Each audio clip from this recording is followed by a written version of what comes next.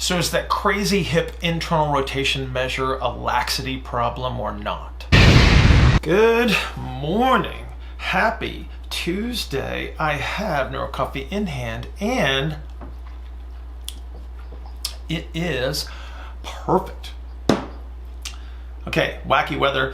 Had some stuff I had to do this morning. Running behind. Time is short. Let's dig into Tuesday's Q&A. This comes from Brian. Brian with an I. Brian says, "Hi, Bill." Hi, Brian.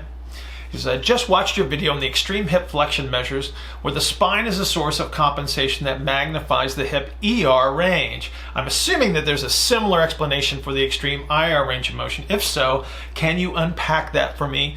Brian, I would be very, very happy to unpack that. But let's talk about measures in general first and foremost. All measures are dirty.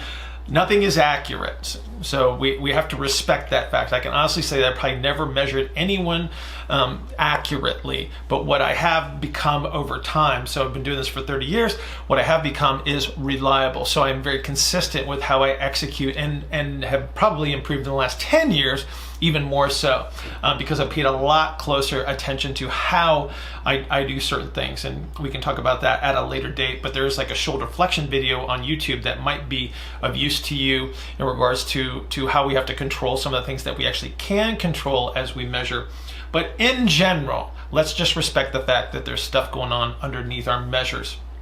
Now, when we see something that appears to be magnified, so when we talked about the hip external rotation video, a lot of that stuff gets blamed on laxity. Like people say, oh, you have overstretched ligaments, etc., and this is why we see these crazy measures. Well, that's just the failure of the structural reductionist model, not respecting the fact that there is shape change in the axial skeleton, there's reorientation of the sockets, and that promotes changes in the way that the measurements arise. So we have multiple influences. We've got a position, we've got connective tissue orientations, we've got muscle orientations that all influence these outcomes. And this crazy internal rotation measure is one of those as well.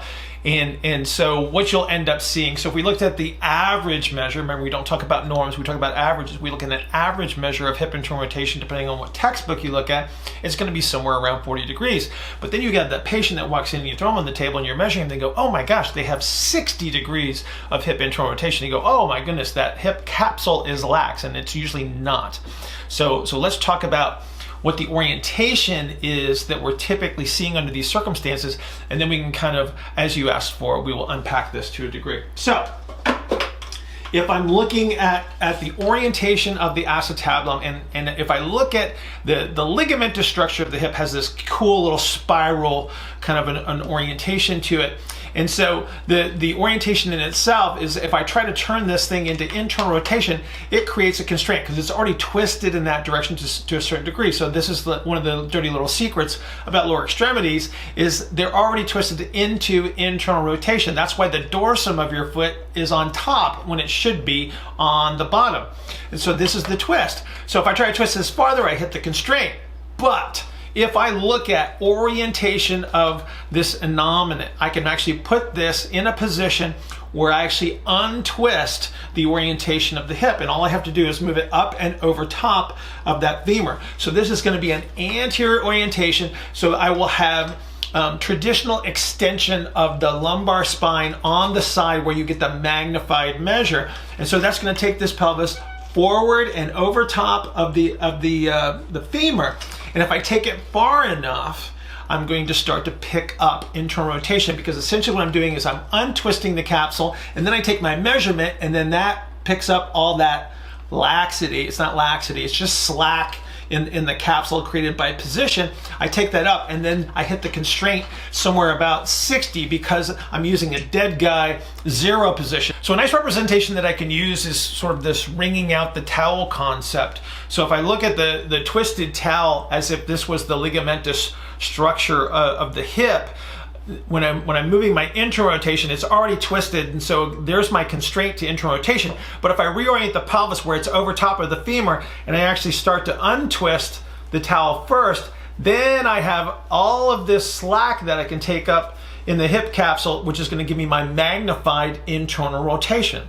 So remember that I have other internal rotation measures to compare against to make sure that I am dealing with this orientation problem. So for instance, if I lack traditional hip extension or adduction. So traditional hip extension and adduction are internal rotation measures. So if I have a deficit in either one of those, then I know that my magnified internal rotation measure is most likely associated with this orientation.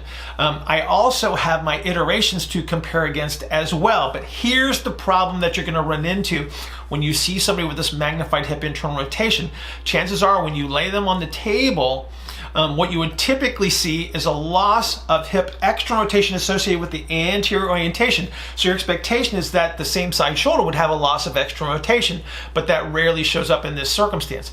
Because of the extreme orientation, because of the traditional extension and internal rotation of the lumbar spine, what happens is I get a thorax that would normally be tilted forward, but it falls backwards on the table. This actually magnifies the external rotation measures in traditional external rotation and flexion. So it can be a little bit confusing if you don't have the awareness that the thorax can actually move as you lay them down on the table. So keep that in mind when you're making your comparisons of same side hip to same side shoulder.